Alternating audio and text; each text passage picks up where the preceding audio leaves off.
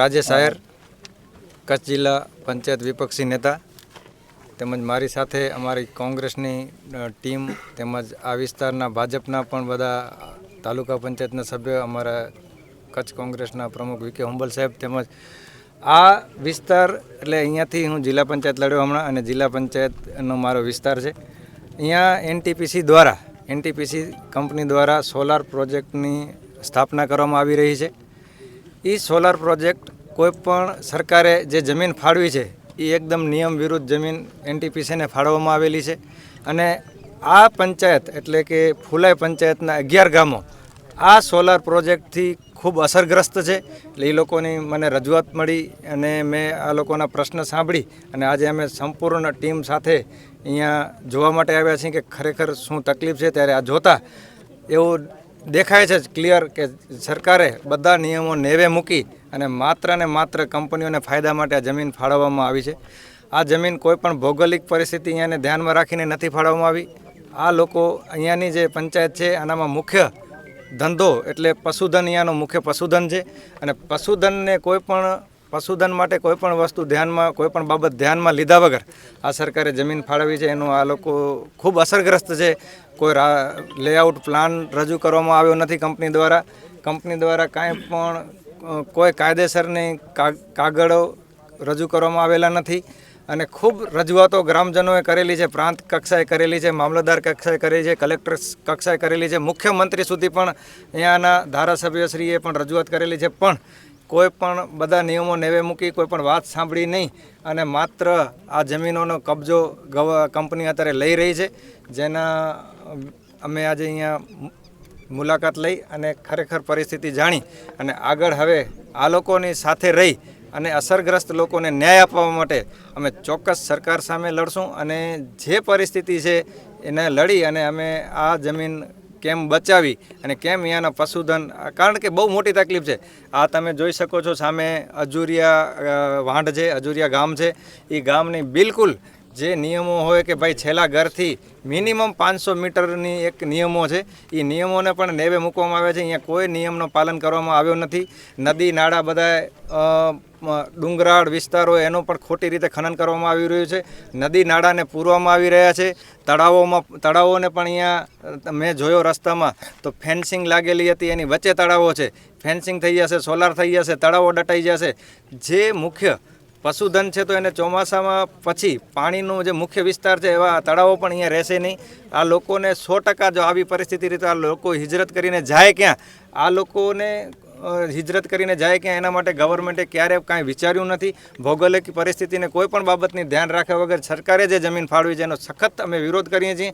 અમે સાથે રહી લડત કરીને પણ આ જમીન અમે બચાવશું અને એનટીપીસીને અહીંયાથી ખસેડીને રહેશું. અમારી જે માંગણીઓ છે, ગામ લોકોની જે માંગણીઓ છે એ સ્વીકારશે તો એના પછી જ એનટીપીસીને અહીંયા કામ કરવા દેશું. એવી અમે 100% અહીંયાથી અમે બધા અસરગ્રસ્ત લોકોને મળીને અમારી ટીમ સાથે અમે એવું નક્કી કર્યું છે કે આના સાથે કાયદાકીય લડત કરવી તો કાયદાકીય રીતે, અને જે રીતે કંપની સાથે લડત કરવી હશે એ રીતે લડત કરીને અમે આ લોકોને ન્યાય અપાવશું. આજે અમે સારી ફુલાઈ ગ્રામ પંચાયત વિસ્તારમાં સારી ગામે અમે આવેલા છીએ. કોંગ્રેસનું પ્રતિનિધિમંડળ છે, ગામના સરપંચ અને તમામ વડીલ આગેવાનો છે, યુવાન મિત્રો છે.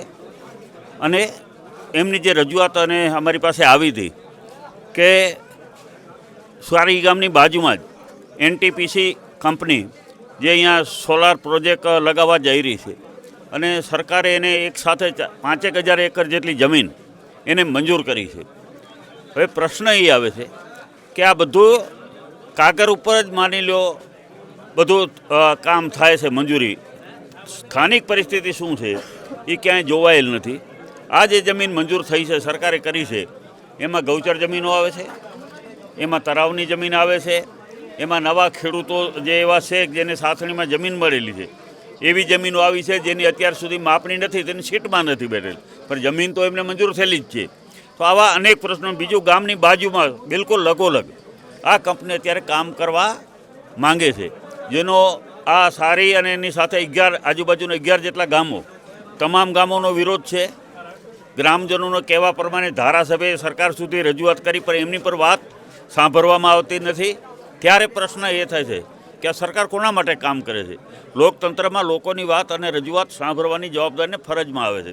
પહેલી વાત છે કે આ કંપની આટલી બધી મોટી અહીંયા કામ કરવા જઈ રહી છે, એને ગ્રામ પંચાયતને જાણ નથી કરી, ગ્રામ પંચાયત પાસેથી બાંધકામની કોઈ મંજૂરી નથી લીધેલી, ગ્રામ પંચાયત પાસે કોઈ રેકર્ડ જમા જે મંજૂરીના હુકમો કેવું હોય એ કાંઈ જમવા અત્યાર સુધી કરાવ્યું નથી. ત્યારે લોકોને શું ખ્યાલ પડે કે કેટલી જમીન, ક્યાં જમીન એમને મળી છે? કારણ કે અંદરના એકબીજાના ગામોના જવાના રસ્તાઓ પણ છે, પશુધન અંદર જાય છે, એના માટે જ્યાં તળાવ આવેલું છે ત્યાં પશુધન પણ જવાનું છે ને, તો એના માટેના રસ્તાઓ છે, એ રસ્તાઓનું શું? તો આની કોઈ સ્પષ્ટતા અત્યાર સુધી કંપની કરતી નથી. તો આજે આ ગ્રામજનોએ મળીને એવું નક્કી કર્યું છે કે ગામની એક સમિતિ બનાવે અને એમના મુદ્દાઓ નક્કી કરે, અને મુદ્દાઓ એ કંપનીને આપશે કે એ શરતો જે છે, ગ્રામ પંચાયતની શરતો આ છે, સરકારે શું શરતો રાખી છે, એનો બધો અભ્યાસ કરી અને ગામનું હિતને ક્યાંય નુકસાન ન થાય એના માટે આજે બધા ગ્રામજનોએ નક્કી કરેલું છે કે અમે બધા એક છીએ. જ્યાં સુધી કંપની અમારી સાથે ચર્ચા કરીને આમ સહમતિ નહીં કરે ત્યાં સુધી અમે કોઈ કામ એમને કરવા દેશું નહીં. વિકાસ થાય એમની સામે કોઈને વાંધો ન હોય, પણ વિનાશ તો ન જ થવો જોઈએ. તો અત્યારે આ સરકારના આજુબાજુમાં ગામડાઓમાં જોઈ રહ્યા છીએ કે તમારી એકધારી નીતિ કરી અને બધી જમીનો તમે સરકાર કંપનીઓને પધરાવી રહી છે, આ ઉદ્યોગોને પધરાવી રહી છે. તો કચ્છનું હિત આવનારા સમયમાં કેટલું માની લો તકલીફવાળું હશે કે આપણે ઘરથી બારે કે ગામથી બહાર નીકળવું હશે તો પણ તકલીફ થશે. તો આજે આજુબાજુના ગામમાં ખૂબ વિરોધ છે. વહીવટીતંત્રને પર કહેવા માગીએ છીએ કે તમે ગામમાં આવી ગ્રામસભા કરાવો, બોલો અને લોકોને જે ખરેખર જે એમને માર્ગદર્શન આપો અને જે તમારી કંપનીને અત્યારે મંજૂર થઈ છે લોકોની તકલીફો સાંભળો ને એનું કંઈ નિરાકરણ કરો. આ મૂળ મુદ્દાની વાત છે. તો આજે બધા સાથે મળી અને અમે પણ 2-3 દિવસમાં એના બધા ડોક્યુમેન્ટ કાગળો મંગાવી અને જો કંપની નહીં માને તો કાયદાકીય પણ લડાઈ કરવામાં આવશે. કારણ કે કંપનીની પણ જવાબદારીની ફરજ બને છે. કોઈ તળાવ બંધ નથી કરી શકતા, કોઈ ગૌચર જમીનમાં કંઈ દબાણ નથી કરી શકતા. જે ખેડૂતોની પ્રાઇવેટ જમીન સાસણીમાં મળેલી છે એ જમીનમાં પણ દબાણ કરી શકાય નહીં. તો આના માટે થઈ અને જો કંપની નહીં માને તો આગળના દિવસોમાં અમે કાયદેસર કાર્યવાહી પણ કરીશું. તો આ બાબતે હજી અહીંયા આવ્યા હતા, ગામના પ્રશ્નો હતા, ગામની તકલીફો હતી, ગામની સમસ્યાઓ હતી, એ બધી અમે સાંભળી છે.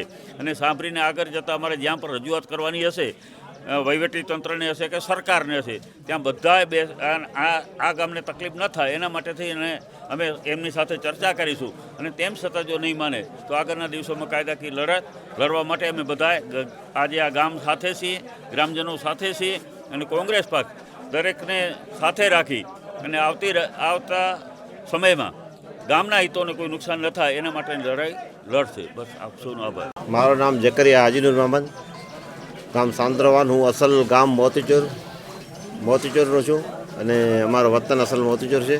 ને મારા બાપ દાદાને એમને મારી પોતાને જમીન પણ અહીંયા છે. સાહેબ અમારે વસ્તુ કહેવાની એટલી થાય છે કે એનટીપીસી કંપની આવી એને 4500 એકર જગ્યાએ મારી જમીન મંજૂર થઈ છે. 4500 એકર જમીન મંજૂર થઈ તો કઈ જગ્યા? એ કોઈ જગ્યાનું ઠેકાણું નથી અને ડીએલઆરનો કોઈ માણસ પણ આવેલ નથી અને કલેક્ટર સાહેબ પોતે એ પણ આવેલ નથી. નાયબ કલેક્ટર સાહેબ અથવા સરકારનું પ્રતિનિધિ તલાટી સુધી પણ કોઈ આ જગ્યા ઉપર કોઈ ગામોની મુલાકાતે લીધેલ નથી.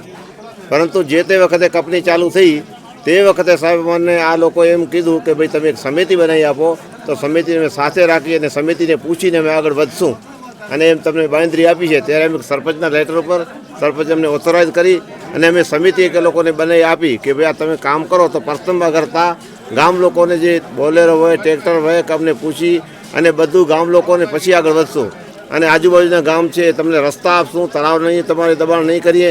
એમાં લોકલ કિમેલ બનાવી હાલના તબક્કે એ લોકો પોતાની રીતે ચાલે છે. બાકી સમિતિને સાહેબ આ લોકો કંઈ પૂછતા નથી. સમિતિની કોઈ આ લોકો પાસે કોઈ મિનિંગ નથી. અમારો લેટરનો ખોટો દુરુપયોગ કરી અને બહારના રાજસ્થાનના કોન્ટ્રાક્ટરો અને બહારના કોન્ટ્રાક્ટરોને આ અત્યારે હાલના તબક્કે જે કામ ચાલે છે એમાં ખનિજનું મોટો પ્રમાણમાં હાલ ચાલે છે. એમાં મોટા મોટા ડુંગરો જે છે એ ડુંગરો કાપે છે અને જમીન સમથળ કરે છે અને પીઓ પણ લોકલ પીઓ આપે છે. કોઈ એવું પીઓ પણ નથી જે આપણે સમજી શકીએ પીઓ. આ લોકોને એમ ડીએલઆર આવીને એમ તો કહી શકે સારી ફુલાઈ પંચાયત કે ભાઈ સાહેબ તમારી જમીન આ જગ્યા છે કે એ જગ્યા પણ નથી. અમારા માન્ય ધારાસભ્ય શ્રી પણ મુખ્યમંત્રી પાસે ગયેલા પણ મુખ્યમંત્રી સાહેબ પણ ત્યાં ધારાસભ્યનું સાંભળેલ નથી. આજે અમારા કચ્છ જિલ્લા પ્રમુખ વીકે ઉબલ સાહેબ પણ આવ્યા છે અને આખી ટીમ ભાજપની ટીમ બધા અમે એક સાથે રહી આ કંપનીનો વિરોધ કરીએ છીએ, કારણ કે અમારા કબ્રસ્તાનો, સ્મશાનો અને અમારા ખેતરો જે 60 પૈકી 1 એમાં બધા આવી ગયેલ છે. એમાં એ લોકો એમ નથી કહી શકતા આ જગ્યા છે, પોતાની મજા આવે એમ કરે છે, છતાં આગળ પાછળ કોઈ થાય તેને સીધો પોલીસ ઉપાડી લે છે. એટલે માણસો પોલીસના બીકમાં કોઈ જતા નથી ને પોલીસમાં માણસો કોઈ કામ રોકવા જાય તો એને સીધા પોલીસ આવીને લઈ જાય. હવે માણસો બેચારા જાય કે અભણ માણસો, કોઈ ભણતર નથી, કોઈ શિક્ષણ નથી. અમારા લેટરનો દુરુપયોગ કરી આ લોકો આગળ કામ વધાર્યું છે. તો અમારા જે લેટર છે અને સમિતિ છે એમ જાહેર માધ્યમથી અને તમારા મીડિયાના મારફતે અમે અમારી સમિતિ આજ રદ કરીએ છીએ અને પંચાયતનો ઠરાવ કરી અને કાલે અમે આગળ આ લોકોને આપશું. એ શરતો માને રાખશે તો સારું, અગર નહીં માને તો અમે કાયદાની દાયરામાં રહી અને કંપની સામે લડશું. એ ચોક્કસપણે અમારા વીકે સાહેબ, પ્રમુખ સાહેબ ઊભા છે, અમારા બધા ભાજપવાળા કે કોંગ્રેસવાળા બધા એક સાથે રહી અમે સામે કંપની સામે લડશું. અમારા ગામોમાં સાહેબ, આ ગામોની અંદર વરંડા છે કે ભેંસોના વાળા છે, ત્યાં પણ કંપની આવી ગઈ છે. લોકો બિચારા ત્યાં જાય તો એને પાછળ પડી જાય, તમારાથી થાય તે કરી લો. હવે બિચારા જાય ક્યાં માણસો? ને આ બાજુ 400 એકડ છારીથી આગળ જમીન ગૌચર છે, તે ગૌચર માટે કોઈ રસ્તો નહીં. અમે રામસર જાહેર કર્યું છે. રામસર માટે અમારા કીરો, અજોરા માટે અને મોતીચોર ગામ આવે છે, એથી રસ્તો જવા માટે નથી મૂક્યો. ત્યાંના અવાડા આવ્યા છે, કીરા વાણના અવાડો એ કાયદેસર આવે છે. ગામતળ મંજૂર છે, તે પણ અવાડો અંદર ફેન્સિંગ નાખી દીધી છે. અમે જઈએ, અમારા માણસો જાય, આ લોકો કંપનીવાળા સીધો કે આપ ઉપર જાઓ, ઉપર બાદ કરો. હા, ઉપર બાદ ક્યાં કરવાની? હોય તો કલેક્ટર સાંભળતા નથી ને ડેપ્યુટી કલેક્ટર છે, અમારો કંઈ નથી ચાલતો. મામદાર સાહેબ કે અમારો નથી ચાલતો, તો સાહેબ કોનું ચાલશે? અહીંયા માણસો જશે ક્યાં? રજૂઆત ક્યાં કરશે?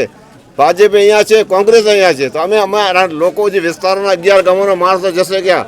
તો અમારી પંચાયત પૂરી જે છે, ફોલાઈ પંચાયત આ તમામ કામોનું વિરોધ કરે છે અને આ લોકોનું સમર્થન કરતા નથી. મહેરબાની કરી મીડિયાને મારફતે અમે માનનીય મુખ્યમંત્રી, કલેક્ટર સાહેબની રજૂઆત કરીએ છીએ કે આ જે છે અમારી ગામના હિતમાં આપ સાહેબ નિર્ણય લઈ અને આ લોકો ડીએલઆરવાળાને બોલાવી, પછી આ લોકોને એક સાથે બેઠક બોલાવી, ગામ સભા સાથે ગામ સભા બોલાવી અને આગળ વધે ત્યાં સુધી કામ ચાલુ ન રહે, કામ બંધ રખાવો. અને આ માણસોનું સાહેબ હાલત બહુ ખરાબ છે ને પરિસ્થિતિ બહુ ગંભીર બને એવું લાગી રહ્યું છે. તો મહેરબાની કરી અમે મીડિયાના માધ્યમથી કલેક્ટર સાહેબ, મુખ્યમંત્રી સાહેબ તેમજ નાયબ કલેક્ટરશ્રીને અમે ભાજપ તો કોંગ્રેસ બધા ગામોના લોકો ભેગા થઈ વિનંતી કરીએ છીએ કે હાલના તબક્કે કામ બંધ રાખો અને સર્વે કરી પછી કામ ચાલુ રાખો, એવી અમારી નમ્ર અપીલ છે.